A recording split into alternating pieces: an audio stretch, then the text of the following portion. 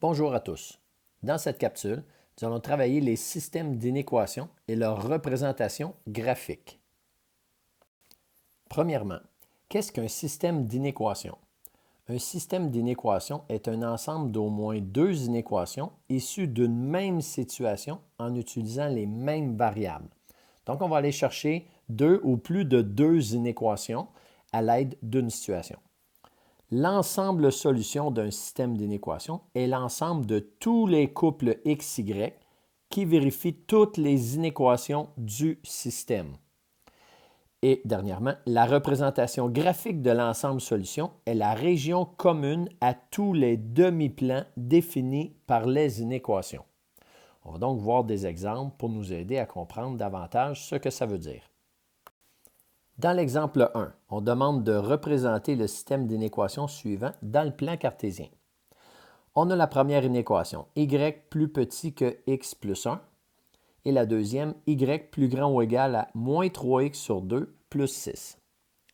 La première étape, c'est représenter chacune des inéquations dans le plan cartésien en identifiant à l'aide d'une flèche partant de la droite frontière chaque demi-plan du système. Commençons par la première inéquation, y plus petit que x plus 1. Étant donné que l'ordonnée à l'origine est 1, on va donc commencer à 0,1, donc à 1 sur l'axe dy. Maintenant, la pente étant 1, ici m est égal à 1, on sait que lorsque on va augmenter le y de 1, on va aussi augmenter le x de 1, parce que la variation des y sur la variation des x, ça nous donne 1. 1 sur 1, ça donne 1. On peut donc avoir d'autres points qui vont être placés de cette façon-là dans notre plan cartésien, ce qui nous donne la droite frontière. Et parce qu'on a plus petit au lieu de plus petit ou égal, plus petit ou plus grand, ça veut dire que la droite va être en pointillé.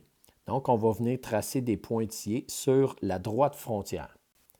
Maintenant, étant donné que le symbole de mon équation est plus petit et que le y est isolé tout seul à gauche, bien, quand j'ai y plus petit, je vais donc assurer vers le bas à partir de ma droite frontière. Donc, une ou deux flèches peuvent nous aider à identifier la région.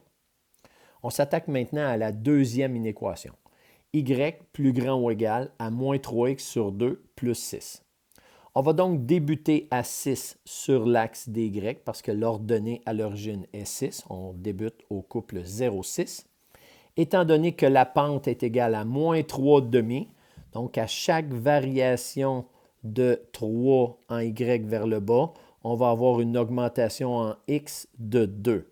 Donc, je vais avoir 3 vers le bas pour le y, donc moins 3, et 2 pour le x, donc plus 2. Même principe. 1, 2, 3, 1, 2. Je vais avoir un autre point juste ici. On voit que dans l'inéquation, on a le symbole plus grand ou égal. Donc, la droite va être pleine. Donc, je vais la tracer juste ici. La droite va être pleine parce qu'on a un petit égal. Étant donné qu'on a plus grand, on va donc assurer vers le haut. Si vous regardez, la région solution va donc être la région qui se retrouve ici dans mon graphique. Donc, à partir de ce point-là, on a un point de rencontre entre nos deux droites qui est 2, 3. Je pourrais venir l'écrire ici. 2, 3. Bien, je vais avoir une droite en pointillé vers le haut. Je vais le montrer juste ici. Droite en pointillé vers le haut et vers le bas, une droite qui est pleine. Donc, l'ensemble solution, ça va être tout simplement cette région-ci. Tous les points qui sont sur la ligne pointillée ne font pas partie de l'ensemble solution, tandis que tous les points qui sont sur la ligne pleine en font partie. C'est d'ailleurs ce qu'on dit au point 2. Tous les points situés dans cette région sont des solutions du système d'inéquation. Dernière chose, la région de ce système d'inéquation est non bornée. Qu'est-ce qu'on appelle une région non bornée? C'est qu'ici, notre ensemble de solutions, il n'y a pas de frontière à droite. Alors, c'est pour ça que la solution va s'en aller de cette façon-là à l'infini. C'est pour ça qu'on appelle ça un système non borné. Si on avait une droite qui venait fermer la partie droite de notre ensemble solution, bien, on aurait tout simplement un système qui est borné. Petite question. Est-ce que les couples suivants font partie de l'ensemble solution? Alors, ce qu'il faut vérifier, c'est s'ils font partie de la région qui est ici, en bleu. Le point 4,3. Bon, quand je regarde le point 4,3, il est effectivement juste ici le point 4,3. Donc, il va faire partie de l'ensemble solution. Je vais aller écrire un petit oui. Le point 2,3. Le point 2,3, on a dit que c'était l'intersection des deux droites. Mais puisqu'il touche à la droite qui est en pointillé, donc juste la droite qui est ici, le point 2,3 ne fait pas partie de l'ensemble solution. Donc, c'est pour ça qu'on va aller écrire non pour le point 2,3. Dernièrement, le point 1,7. Bon, le point 1,7 est situé ici. Donc, le point 1,7 ne fait pas partie non plus de l'ensemble solution. On va pouvoir aller écrire un petit nom.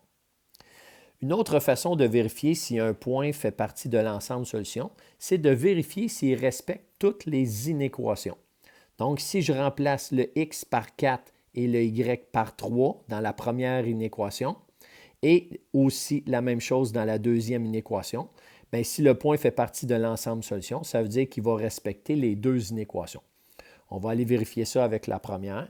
Donc, si le x vaut 4 et le y vaut 3, on va avoir 3 qui est plus petit que 4 plus 1. Alors ça, c'est vrai. 3 est plus petit que 5.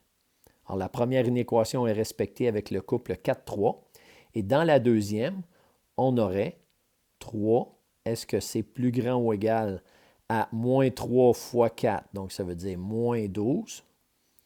Moins 12 sur 2 plus 6. Moins 12 sur 2, ça nous donne moins 6. Moins 6 plus 6, ça donne 0. Donc 3, c'est plus grand ou égal à 0. C'est aussi vrai, puisque c'est vrai dans nos deux inéquations. Ça veut donc dire que le couple 4, 3 fait partie de l'ensemble solution. Avec les deux autres couples, vous allez vous apercevoir qu'il y a une des deux inéquations ou les deux qui ne sont pas respectées. Donc, avec le point 2, 3, on va aller regarder la première. Donc, y qui est égal à 3. Est-ce que 3, c'est plus petit que 2 plus 1? 3, ce n'est pas plus petit que 3. Il n'y a pas le petit égal qui est là.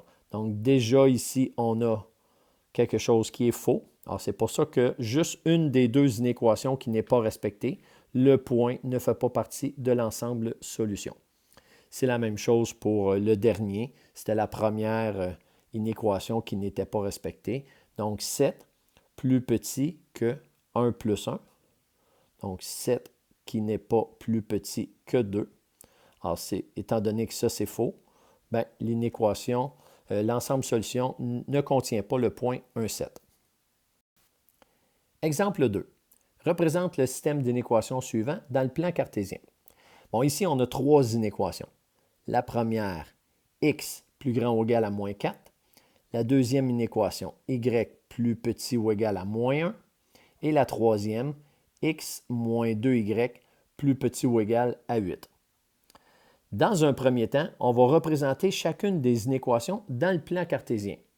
Donc, moi, j'aime bien commencer par la première. Étant donné qu'on a x, je vais aller écrire l'équation qui va aller avec ça. Donc, on va avoir x qui est égal à moins 4. X est égal à moins 4, c'est une droite verticale qui passe par moins 4. Alors, je vais aller tracer ça dans le plan cartésien. Je le fais à main levée comme ça. Donc, x est égal à moins 4, c'est ce qu'on a ici. Donc, plus grand, ça veut dire qu'on va assurer vers la droite. Je fais juste une petite flèche. Maintenant, la deuxième, on va avoir l'équation qui correspond à ça, c'est y qui est égal à moins 1.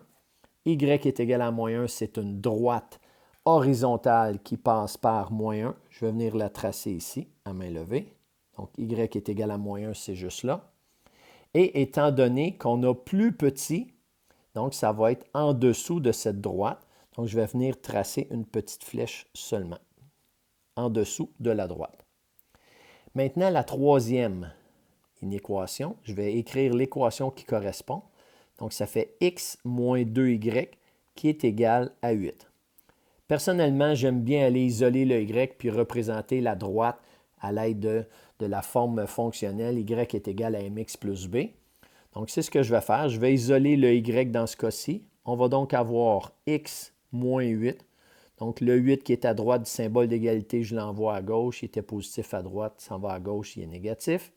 Le moins 2y qui est à gauche du symbole d'égalité, je l'envoie à droite. On fait plus 2y de chaque côté, donc il devient 2y. Et il va nous rester tout simplement à diviser le tout par 2 et de venir écrire notre équation. Ça va donc donner y qui est égal à x sur 2 moins 4. On va donc commencer à moins 4 sur l'axe des y puisque l'ordonnée à l'origine est moins 4. Et puisque la pente est 1/2, y est égal à x sur 2, la pente c'est 1/2. Quand je vais monter de 1 en y, je vais me tasser à droite de 2. Je monte de 1 en y, je me tasse à droite de 2.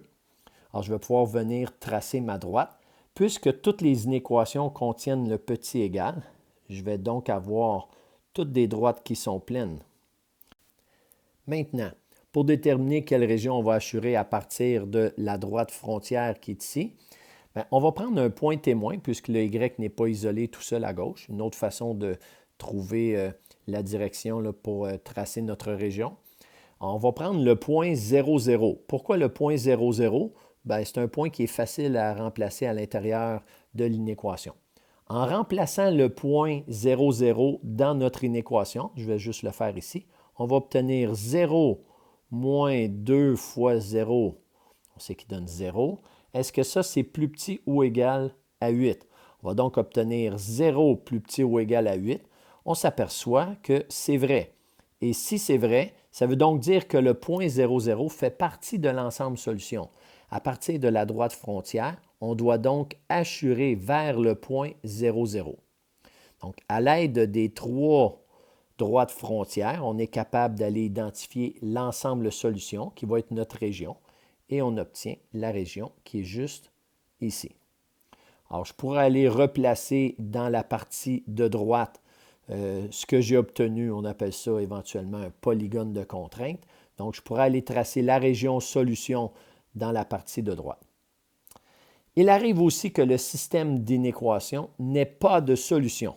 Par exemple, le système suivant ne présente pas de région commune aux deux inéquations. Si vous regardez la première droite frontière, j'ai y qui est plus petit ou égal à x plus 1. Bon, elle est ici, cette droite-là. Là. Ça, c'est la première. Y est égal à x plus 1, c'est cette droite-là. Plus petit, ça veut donc dire que ça va être assuré vers le bas, puisque le y est isolé tout seul à gauche. Maintenant, dans la deuxième, j'ai y plus grand ou égal à x plus 4. Le x plus 4 est juste ici, puis plus grand ou égal, ça veut dire qu'on va assurer vers le haut. Si vous remarquez, ici, on n'a pas d'intersection entre les deux régions. C'est pour ça qu'il n'y aura pas de solution pour le système d'inéquation. On termine avec deux autres petits exemples. Représente graphiquement les systèmes d'inéquation suivants. En A, j'ai y qui est plus petit ou égal à 2x sur 5 plus 1 et j'ai x plus y plus petit ou égal à 6. Bon, la seule inéquation dont le y n'est pas isolé est la deuxième. Je vais aller l'isoler tout de suite. Donc ici, je vais pouvoir écrire en isolant le y, dont je vais faire moins x de chaque côté. Ça va me donner y qui est plus petit ou égal à moins x plus 6. Maintenant que j'ai mes deux inéquations écrites sous la forme fonctionnelle, y égale mx plus b, je peux représenter facilement les droites frontières et identifier l'ensemble solution. On y va avec la première, y plus petit ou égal à 2x sur 5 plus 1.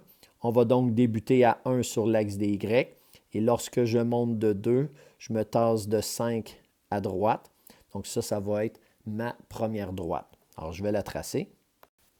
J'ai donc tracé la droite frontière. Elle est pleine puisqu'il y a un petit égal.